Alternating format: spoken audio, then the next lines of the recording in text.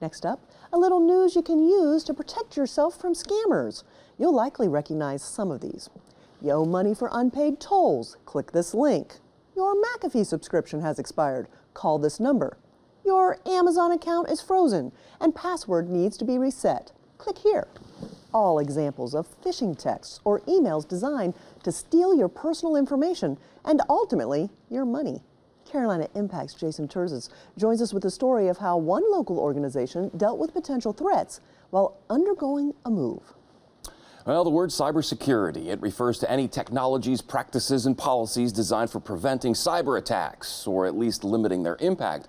The goal is to protect computer systems, applications, devices, data, passwords, and financial assets against malware, ransomware, or any other type of security breach. But how would a nonprofit organization that may not have the funds for the latest in security technology protect itself, especially when going through a move? And then down this way, we have additional exam rooms in this space, which will allow us to see additional patients. Director of Communications, Jennifer Andrews, leads us on a tour of Caring's brand new healthcare facility.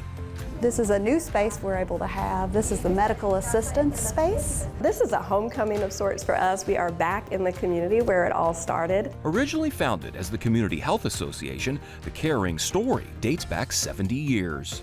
Caring has been around since 1955. We are the oldest community health clinic in Mecklenburg County.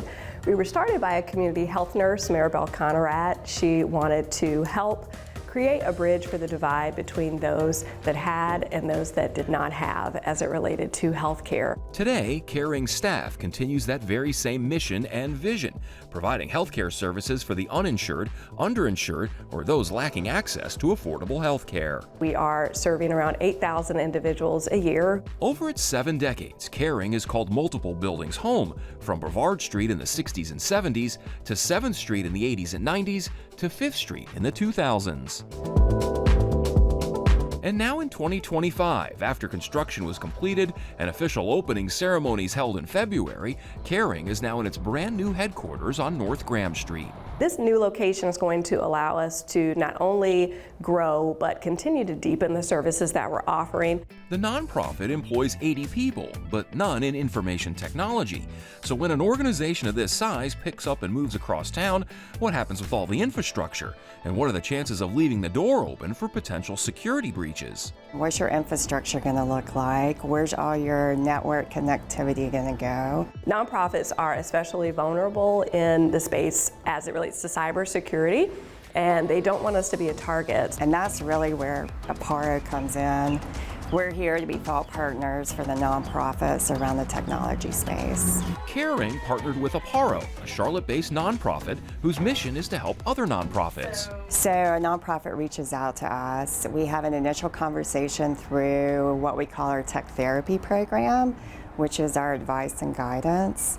And we find out what the need is. What Aparo's tech team does is conduct a review of current security measures. For example, the first question is, have you identified the confidential data, credit card numbers, social security numbers, etc., collected or stored by your organization? So the questions are different, different areas. Then based on those responses, Aparo makes suggestions for best practices and ways to improve. This was their initial responses over here.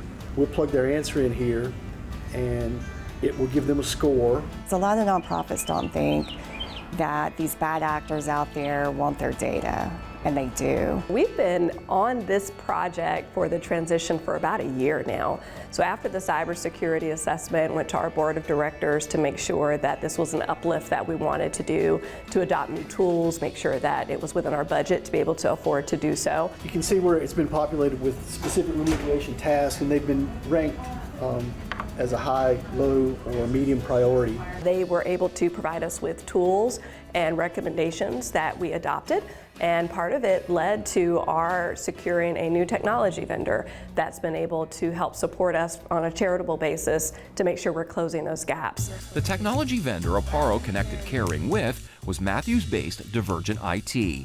We are what people call a managed service provider.